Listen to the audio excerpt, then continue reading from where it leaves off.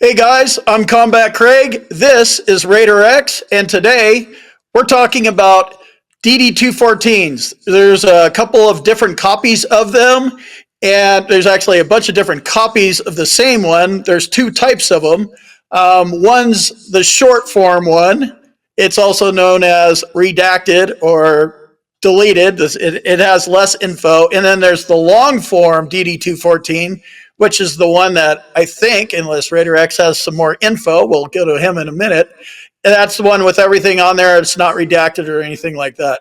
And then there's a bunch of copies that get sent out. So we were talking about this earlier, and I figured let's just make a video about it. So Raider X, take it away. All right, so basically, like Combat Craig said, there's 8 different types. The short form of the DD214 is your member 1 copy, which is what the veterans get upon discharge of service. That's going to be your redacted form. Basically, it's service verification. It's the short form. And then your copies 2 through 8 are going to different entities. Copy 4, the member copy, goes to you. So that way you have a long form DD214 and the short form, which is the copy 1. So copy 2 would go to your service personnel file. Copy 3 automatically goes to the Department of Veterans Affairs. Copy 5 goes to the Department of Labor. Copy 6 is going to go to your state where you enlisted, the state you enlisted on, or the state of record that you have at the time of discharge. It's going to go to their state records. And then copy 7 and 8, they're distributed in accordance with the Military Service Department directions, which can either mean they can either be retained or they can be shredded. So that's the long and short of it. Let me jump in here real quick and tell you about my boot camp. If you want to learn more about the VA claims process, check out my boot camp. You can talk to me live. There's a link on the website and in the description, combatcraig.com. And also, if you need medical evidence like a nexus or documenting your symptoms properly, go to our website, combatcraig.com, and it says medteam/nexus letters. Click on that link, fill out the form. Boom, you're done. Well, there's a couple other things. First, I would like to point out that you said that this copy goes there and that one goes there. You're making a big assumption that one idiot is going to send it to another idiot bureaucracy. So, yeah, that's my 2 cents there. It's supposed to go. Whether it gets it there works or not, most of the time. Another thing is that copy that I have and you have, because we're about the same age. Mine's that's not on fax paper, but a lot of stuff is on, that super thin stuff, and it got all melted together somehow in my personnel file. So that's probably not supposed to happen. And they digitized it in World and all that kind of stuff. But yeah, so basically there's a couple different copies of DD214s. That's what they're used for. You just need to get a hold of the member 4 the one that you got from the military. And do you know where to get a copy of that if you lost it? Yeah, you're off the doing top of your head? Well, if you lose it, you go to your state. That's why supposedly there's going to be a copy 6 which goes to your state, and they can certify that it's a true and accurate DD214.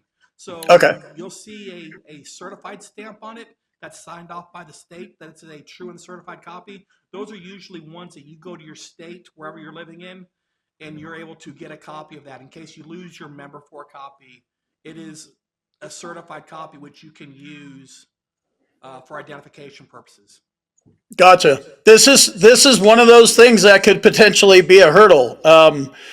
When you were rating claims way back in the day, have you ever run into this where somebody sent in or you couldn't get to the actual DD214 that's certified properly for whatever reason? Yeah, and that's Yeah. when we send a letter saying, hey, we need a certified copy. Can you reach out to your state Department of Veterans Affairs and request a certified copy? And this is how the sausage is formed kind of stuff, and it is bull. But here's what happens: you go into the national work queue, going to a VA Raider, or would you catch this, or would somebody? It sounds like you've got this in the before. This should have been done on the front end. I as a Raider am only supposed to get the claim when it's ready to rate. If service Right. has not been verified, it's not ready to rate. It could have been overlooked, but this is a good example of how long does a claim take. If you go through this process, you have all your ducks in a row, you have a DBQ and your medical evidence and an uncertified copy of your DD-214, and it hits a rater's desk and he has to send a letter, then now you're out of the queue, waiting for a response from you. So that, however long that takes for you to get back in the queue. So not only do I have to know how to do my job as a rater, I have to know what the VSR's job is to know that the claim is actually ready to rate. I just can't take the VSR's word on and say, okay, let me rate this, because guess who the error falls on? If there's an error by the VSR, it's my error because hot potato. I was the last person who touched it. It's my error. So I have to know what their job is on top of knowing what my job is to say, hey, service hasn't been verified. Let's get service verified and then send it back to me. Isn't there one or two guys after you that also look at it for? Yeah, the post person. So there's a pre-VSR, then it goes to the VSR or RVSR, then it goes to the post VSR to do the award. Right. I could imagine those conversations like, hey, kid, you missed this, or I don't know how you guys talk to each other. We have to be a little bit nicer than that, but yeah. Yeah, basically that's you should know this, because Exactly. Didn't you did the pre-VSR, Yeah.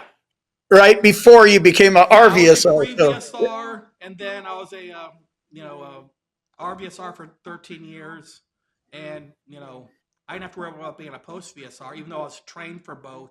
Right. Heck back then, but yeah.